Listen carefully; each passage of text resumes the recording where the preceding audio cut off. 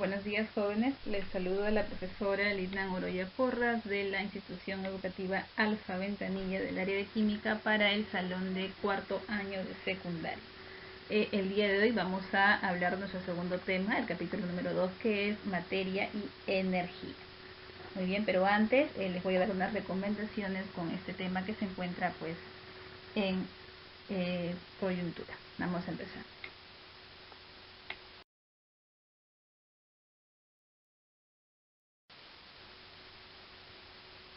Protocolos de entrada en casa, ¿no? Hablamos de las acciones que debemos de tomar frente al COVID-19. Me imagino que te habrán dado diferentes recomendaciones, yo también te las voy a dar, pero enfocadas en nuestro curso, ¿no? Para ver en qué nos podemos ayudar. Esto lo puedes ver con tu familia, ¿no? Para poder usar las recomendaciones que se te están dando. La primera recomendación es, cuando vuelvas a casa, en caso hayas salido, intenta no tocar nada. 2. Quítate los zapatos, ¿de acuerdo? 3. Desinfecta las patas de tu mascota en caso la hayan llevado a pasear, ¿no? En este caso un adulto, recuerda que tú no puedes salir de casa, los responsables son las personas mayores que viven contigo. 4. Quítate la ropa exterior y métela a una bolsa para lavar, ¿no? Recuerda que cuando uno se expone, ¿no? Vas de repente al mercado o vas a una farmacia a comprar algo que necesites y sea muy importante, puedes pues infectarte, y lo recomendable es que agarres tu ropa y la pongas en remojo con un poco de detergente, ¿no? Asimismo, la bolsa que lleva tu cartera, las llaves, ¿no? Todo lo dejes en la entrada de tu casa para que luego lo puedas desinfectar. La sexta recomendación sería pues, ni bien llegas de la calle, ducharte. Si no puedes, pues lávate bien todas las zonas expuestas, las manos, el rostro, ¿no? Todo lo que haya estado expuesto a este virus. La séptima sería pues limpiar los aparatos que has llevado. Usas gafas, pues limpiarlos con lejía puede ser, o alcohol. En este caso los celulares deben pues de limpiarse, desinfectarse con alcohol, el alcohol que tenemos en casa. El octavo protocolo sería limpiar con lejía o rociar, ¿no? Las zonas que hayan estado expuestas y que las hayamos traído de afuera antes de guardarlas. El noveno protocolo sería, pues quítate los guantes con cuidado, tíralos y lávate las manos, ¿no? En caso hayas ido a un mercado y hayas estado pues buscando, a ver, ejemplo, verduras o tocando, sea los billetes, las monedas, ¿no? Este guante ya está contaminado, hay que sacarlo con cuidado y botarlo, ¿no? De preferencia mételo en una bolsita y amárralo, porque recuerda que el recolector que llega a tu casa también se puede exponer, ¿no? Hay que cuidarnos entre todos. Recuerda que no es posible hacer una desinfección total, el objetivo es disminuir el riesgo.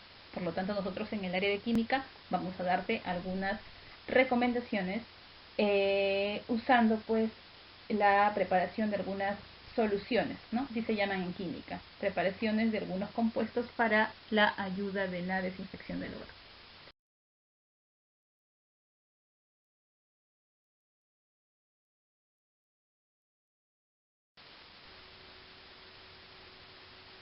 Que quede claro lo siguiente: rocíen con alcohol, cloro o agua oxigenada la superficie. El virus pegado a una superficie se desintegra en un tiempo según su material. Si es en una tela porosa, dura 3 horas, cobre y madera 4 horas, otros metales 42 horas y en el plástico 72 horas. ¿De acuerdo? Por eso te voy a pedir por favor que usen un rociador en casa, no sacudas, porque cuando tú sacudes el área, el virus flota de nuevo y puede pues alojarse en la nariz. Te recomiendo usar un rociador para que puedas limpiar la zona. Y se limpia la zona, hay que ver pues con qué mezcla vamos a utilizar. Pues no vas a colocar a un celular lejía, ¿no? Hay que siempre ver las zonas de superficies que vamos a limpiar.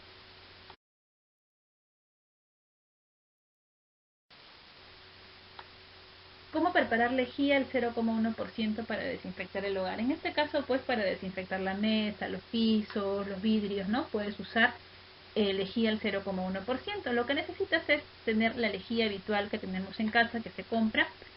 Esta lejía es al 7,5% la que te van a vender. Como lo queremos al 0,1% y basta con ese porcentaje para la limpieza, pues usamos 13 mililitros de la lejía. Como mido, bueno, puedes usar una tapita y llenarlo con lejía, o si es que tienes en la casa un medidor, a veces mamá tiene de repente en la cocina un medidor volumétrico o una jeringa, ¿no? Puedes aspirar con 13 mililitros de lejía y esto lo vas a echar en una botellita de 1 litro. Vas a adicionarle agua hasta que llegues al litro. Bueno, cálculos matemáticos, necesitamos 987 mililitros de agua, pero no vas a estar viendo la cantidad del agua. Solamente basta que llegues al litro y ya está preparada tu solución de lejía al 0,1%. Esta es una de las recomendaciones que te puedo dar dependiendo de la superficie que vas a limpiar.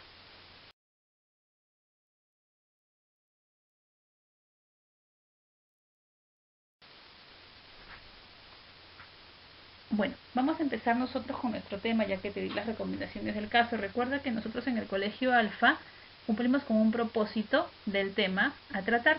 Por lo tanto, nuestro propósito del día de hoy va a ser diferenciar las clases de materia y los diversos tipos de fenómenos, identificando aquellos que se presentan en el mundo que nos rodea.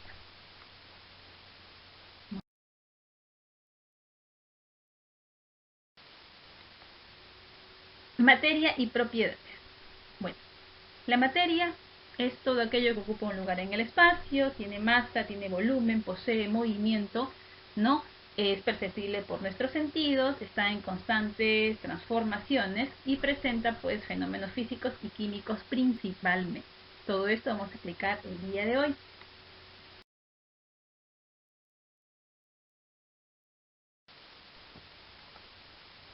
Vamos a hablar de la estructura de la materia. Pues nosotros sabemos que la materia no se crea ni se destruye, solo se transforma. Por este principio pues llegamos a la conclusión de que todo cambia y todo se transforma en el universo, ¿no? Acá hay un gráfico, hay que entender este gráfico y te lo voy a explicar de la manera más clara y fácil. Mira, tenemos un cuerpo, sílice, ahí está el cuerpo. Si nosotros lo molemos, sería un medio mecánico. Entonces, el A1 entre paréntesis es a través de un medio mecánico vamos a tener polvo de sílice. Muy bien. Ahora, este polvo de sílice, a través de un medio físico, de repente lo caliento, ¿no? Voy a tener una molécula de dióxido de silicio. ¿De acuerdo? Una molécula de dióxido de silicio. Esta molécula de dióxido de silicio a través de medios químicos, ¿no? Puedo disolver, puedo hacer diferentes formas, voy a separar a los elementos. El dióxido de silicio tiene silicio y oxígeno, pues en este caso voy a separar como átomos de silicio y átomos de oxígeno. Tendría los átomos. Por un bombardeo nuclear voy a ver lo que hay dentro de este elemento químico, en este caso las partículas subatómicas como protones, electrones, neutrones. Y por último, por un acelerador de partículas lineales, esto más allá de la física, tengo a los quarks, ¿no? Que pueden ser los leptones, ¿no? Entre otros. Pero esta es la explicación. El cuerpo, lo que sigue en la división de la materia sería la partícula, luego viene la molécula, luego viene el átomo y luego vienen las partículas subatómicas. ¿De acuerdo? Por lo tanto, cuando yo hablo de cuerpo, decía cuerpo de sílice. Cuando hablaba de partícula, decía partícula de sílice. Cuando hablo de moléculas, tengo moléculas de silicio o de dióxido de silicio. Pero yo no tengo átomos de dióxido de silicio, tengo átomos de silicio y átomos de oxígeno. Por lo tanto, allí se ve la discontinuidad de la materia. Muy bien, continuamos.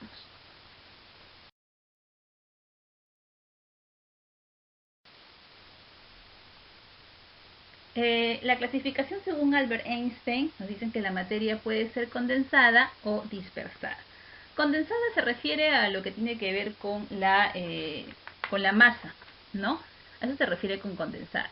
Ejemplo, tenemos allí un lápiz, un borrador, un cuaderno, ¿no? ¿Y cuándo es dispersada? Cuando tiene que ver con la energía.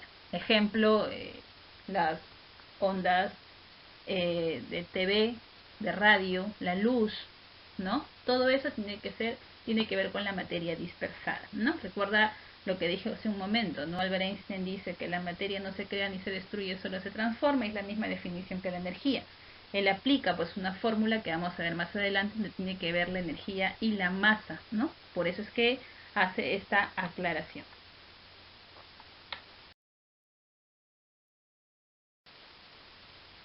Muy bien. Acá se ha colocado un mapa conceptual donde se va a explicar cada uno de ellos en la clasificación de la materia. Por lo tanto, viene acá la explicación. A ver, materia. La materia se va a clasificar en lo siguiente: sustancias puras y mezclas. Las sustancias puras es la porción de materia que presenta homogeneidad en sus propiedades y pueden ser elementos también conocidos como sustancias simples o compuestos que se llaman sustancias compuestas. Los elementos es la mínima expresión de la materia y químicamente ya no se puede descomponer. ¿De acuerdo? Está formado por átomos, por ejemplo, por metales, por no metales, por gases nobles. Tú la conoces en tu tabla periódica.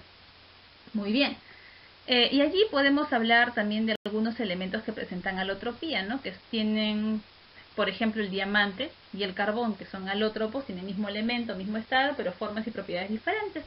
Recuerda que el carbón es un buen conductor de corriente y eléctrica y el diamante no. Cuando hablamos de compuesto es la unión de estos elementos químicos, ¿no?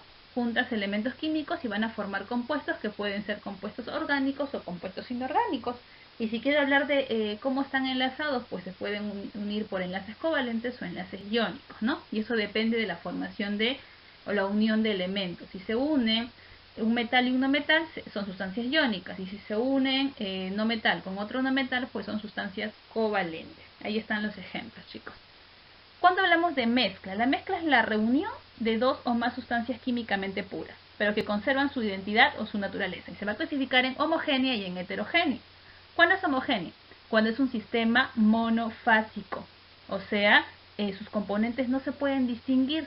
Ejemplo, una solución. Una solución es lo que hicimos hace un rato, ¿se acuerdan? Con la lejía.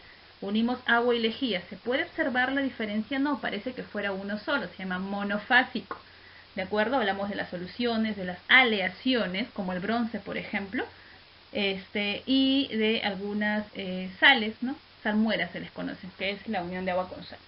Muy bien. Otra formación sería la heterogénea, que es un sistema polifásico, porque allí a simple vista se puede observar los componentes, en algunos casos a través del microscopio, como en los coloides, por ejemplo, ¿no? Allí tenemos a las suspensiones, ¿no? A los coloides y a las emulsiones. ¿Qué es eso? A ver, las suspensiones. Por ejemplo, cuando tú tienes un jugo de papaya y lo dejas reposando, se suspende, se separa la papaya, la parte del, ¿cómo podemos decir esto? La parte espesa de la parte líquida, ¿no? Es una suspensión, cuando todo se va en la parte superior del vaso, ¿no? Por ejemplo. Un coloide tiene un aspecto lechoso, como la mayonesa, ¿no? ¿Por qué es heterogénea? Porque cuando tú lo pones en un microscopio se observan partículas diferentes. Parece homogénea, pero es heterogénea. ¿Y cuándo es emulsión? La unión de agua con aceites, ¿no? ¿Estas mezclas se pueden separar? Claro que sí, por medios físicos. Por ejemplo, si yo tengo, a ver, algo claro, arena y piedra, quiero separarlos, ¿qué hago? Tengo que tamizarlo, ¿no? Agarro un colador, ¿no? O una malla y pasan las partes pequeñas abajo y las partes grandes se quedan arriba como partículas. Tengo agua con arena disuelta. Bueno, no se ha disuelto, ¿no? Pero en un momento va a llegar a separarse.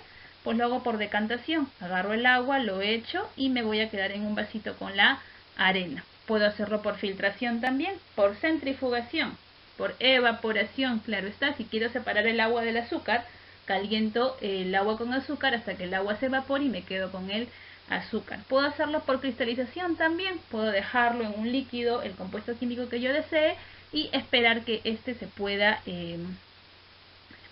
absorber el agua y se cristalice, ¿no? Para también hacer las muestras mucho más puras. Muy bien, hasta acá espero que se haya entendido la clasificación de la materia.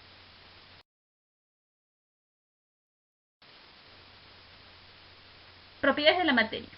Pues se van a dar en función de la cantidad de masa. Si depende o si no depende. ¿De acuerdo? Por ejemplo, cuando depende de la masa se llaman propiedades extensivas y cuando no depende de la masa, propiedades intensivas. Las propiedades extensivas son propiedades físicas y las intensivas propiedades físicas y químicas. Extensivas tenemos el peso, la masa, ¿no? Las que dependen de la masa, volumen, y las intensivas las que no dependen de la masa, como la densidad, la temperatura, el color, el puntos de fusión, puntos de refracción.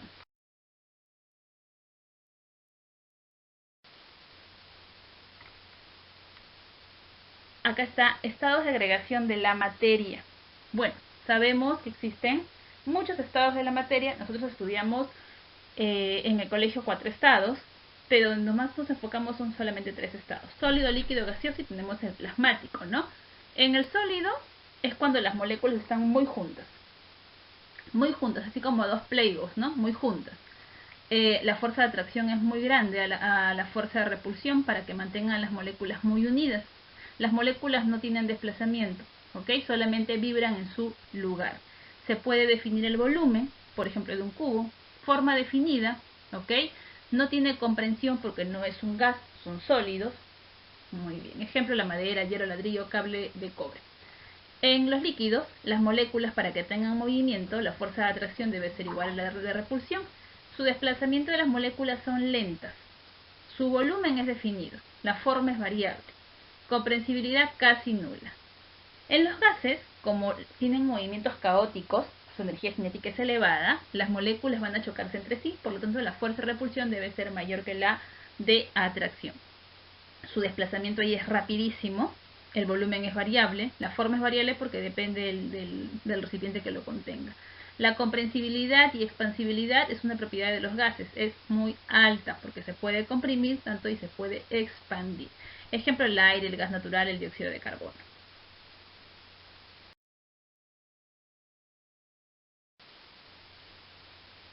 Cambios de estado de agregación se refiere a los cambios físicos, ¿no? Cómo se van a llamar cuando cambiamos de un estado a otro. Y esto de acá te lo vengo repitiendo desde primero de secundario. Yo espero que se te haya quedado en tu cabecita. Mira, tenemos por ejemplo los estados sólidos, líquidos y gaseosos. ¿Cómo se van a llamar los cambios? Y voy a hacer ejemplos para que los entiendas. A ver, por ejemplo, tengo el estado sólido. Tengo un hielo y quiero pasarlo a estado líquido. ¿Qué es lo que voy a hacer? Lo que voy a hacer es dejarlo al medio ambiente hasta que esto se derrita, se llama fusión. Pero si yo lo tuviera en líquido, en un vaso, y quiero pasarlo a hielo, pues lo coloco en la nevera y espero un tiempo y se solidifica, se llama solidificación. Ahora, tengo un líquido y quiero pasarlo a gas. ¿Qué hago? A ver, por ejemplo, pongo a hervir el agua y pasa a estado gaseoso. ¿Cómo se llama? Evaporación. También lo conocen como gasificación. ¿De acuerdo? Ahora tengo un gas y quiero pasarlo a estado líquido. Lo que sucede con las lluvias, por ejemplo, ¿no? Por las temperaturas altas del sol, pues el agua se evapora y se convierte en las nubes por el cambio brusco de temperatura en líquido. Eso se llama condensación o licuación. Ahora un ejemplo de estado sólido a gas. A ver, conocen la naftalina, es un ejemplo que todos te van a dar para que puedas entender mejor este cambio de estado. La naftalina es unas bolitas blancas que se utilizan para espantar las polillas en los armarios, ¿no? Son blanquitas, chiquititas, y lo colocan en el armario. Si tú lo colocas el día de hoy, mañana tocas la parte donde está la naftalina, nunca vas a encontrar líquido, porque la naftalina pasa a estado gas de inmediato. Con el tiempo va desapareciendo, ¿no? Pasa a estado gas, eso se llama sublimación. Ahora, tengo, en este caso sería sublimación. Ahora tengo del estado gas a sólido. Cuando hablamos de gas a sólido, tenemos por ejemplo el yodo, que es un vapor de color pardo. Yo lo puedo tener en un tubo de ensayo, lo caliento y se va a formar como el azúcar se forma a acción de la temperatura, medio como caramelos. Se van a formar cristales en la pared, pasa de gas a sólido. Se llama sublimación inversa. Muy bien, ahí está la explicación del caso, muy claro. Necesito que veas los cambios de estado de agregación: fusión, solidificación, gasificación, evaporación, licuación, condensación, sublimación directa o inversa.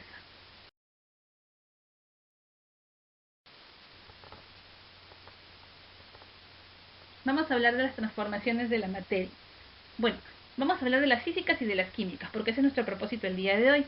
Físicas, cuando no se forman nuevas sustancias, y químicas, cuando se forman nuevas sustancias. Muy bien, ejemplos claros.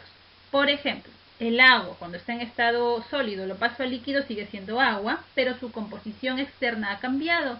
En un lado está en sólido y en otro lado está en líquido. En cambio, si yo tengo un pedazo de papel y lo quemo, el papel que lo he quemado ha cambiado su estructura. Ahora tiene cenizas de papel, ¿no? Por lo tanto, se ha carbonizado. No sigue siendo el mismo componente porque ha cambiado su estructura interna. Esa sería una forma o un fenómeno químico. En los fenómenos físicos vas a encontrar la evaporación, vas a encontrar la sublimación, la solidificación, los cambios físicos que hablamos hace un momento. Y en las químicas vamos a encontrar la combustión, la oxidación, entre otros. La fotosíntesis, ¿no? Un claro ejemplo para el entendimiento de esas transformaciones.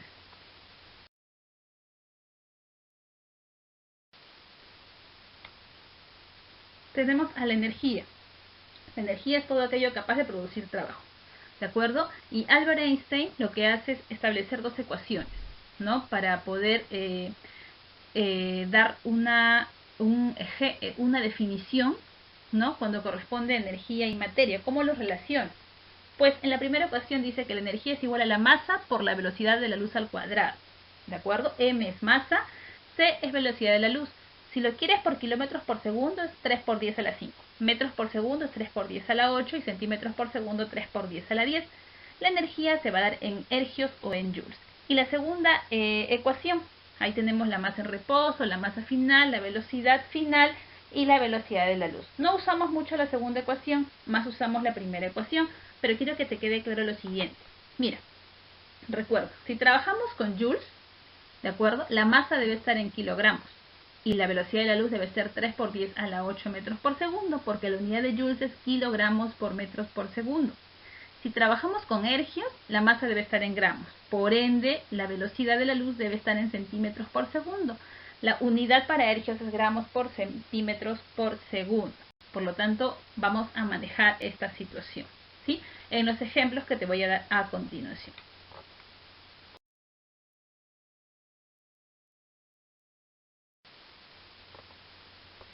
A ver, problemas guía. En tu boletín en la página 198 y 199 vamos a hacer los primeros problemas. En la número 1 dice la propiedad de la materia que determina el grado de resistencia al rayado, ¿cuál es? Muy bien. A ver, chicos, la respuesta va a ser la dureza, ¿no? Porque la dureza es de acuerdo a esta teoría, pues algunos cuerpos tienden a ser o resisten a ser rayados, como el diamante, por ejemplo, ¿no? Que es el más duro en este caso. Dice la 2, de los siguientes solo presenta alotropía. Te hablé de la alotropía cuando hablamos de clasificación de la materia. Te hablé del carbono y del diamante, pero también hay alótropos de oxígeno, por si acaso, hay alótropos de nitrógeno, alótropos de azufre. En este caso, dije nitrógeno hace un rato, me estoy equivocando, dije es oxígeno y es azufre y alótropos de carbón, que sería el diamante. Discúlpeme ahí la corrección. Por lo tanto, la respuesta acá va a ser, pues por teoría tenemos que el oxígeno presenta alotropía, el oxígeno 2, que es el oxígeno molecular, y el O3, que es el ozono. Ellos tienen la misma conformación química que es oxígeno, pero tienen diferentes propiedades y características. Muy bien, continuamos.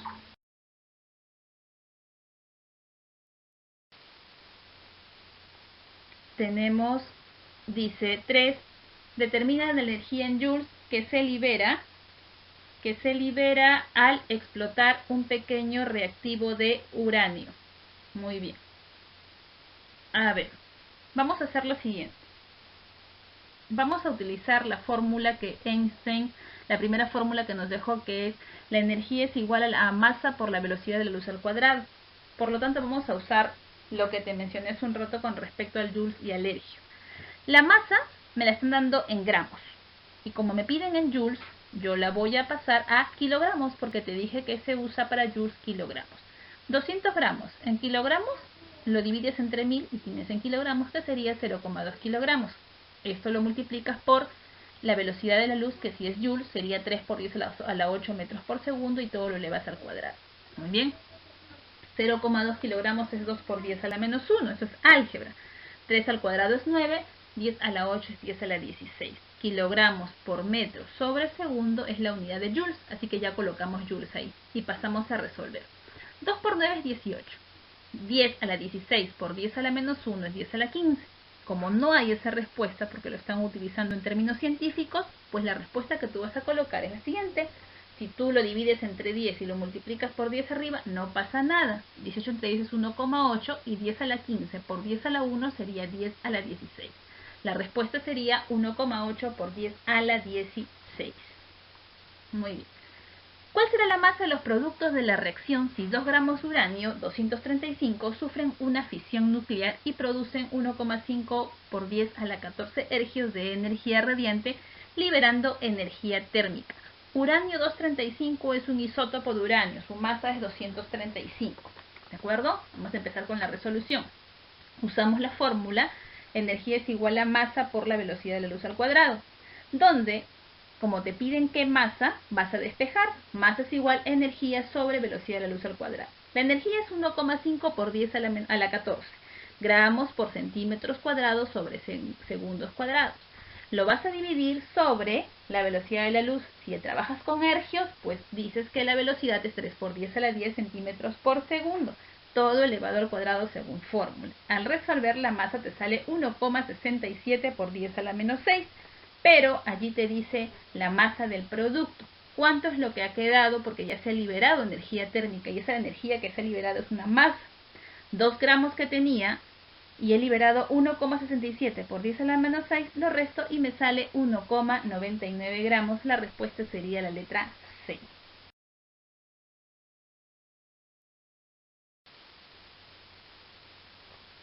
Muy bien, seguimos con más problemas de aplicación. Los cambios que sufren la materia, ¿cómo se denominan?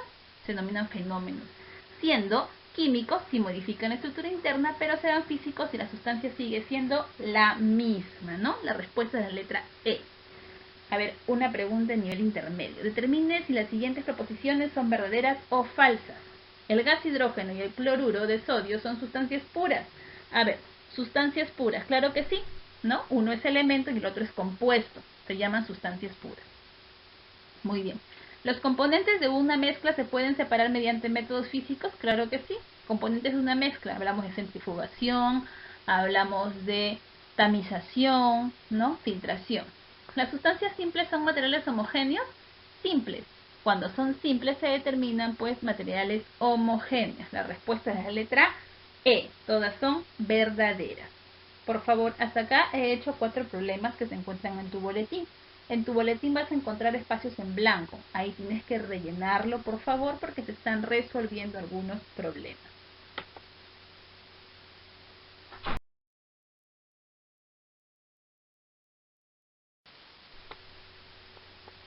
Página 205. Indica la relación incorrecta de sustancias y atomicidad. Bueno, atomicidad es la cantidad de elementos que presenta el compuesto, ¿no? Y es bien sencillo, mira. Por ejemplo, en la letra A tienes al carbonato de hierro. ¿Cómo lo vas a hacer? Cuenta cuántos hierros hay. Y yo veo, como no dice nada, entiendo que es un 1, un hierro. ¿Cuántos carbonos observas? Como no hay nada, coloco que también es 1. ¿Cuántos oxígenos observas? 3. En total vas a contar cuántos átomos hay. 3 más 1 sería 5, sería pentatómico. Otro ejemplo más. En la letra B tienes carbono 4, o sea, 4 átomos de carbono y 12 de hidrógeno. 4 más 12, 16. En la letra C tienes un magnesio, un azufre y 4 oxígenos. En total serían 6 y ahí dice 3. Por eso es que la respuesta es la C, la incorrecta. Recuerda copiarlo en tu boletín, por favor. Ahí está, es en la página 205.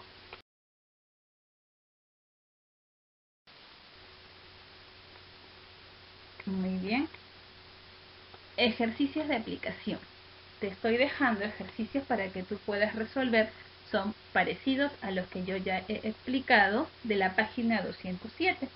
Por favor, ahí están los problemas con sus claves para que los puedas resolver.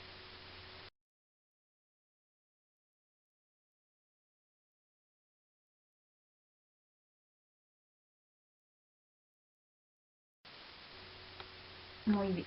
Recuerda que tienes que llegar tus consultas a los correos de los coordinadores para que ellos me los puedan hacer llegar a mí y yo pueda resolver tus dudas. ¿Sí? Otra cosa más. A ver, vamos a...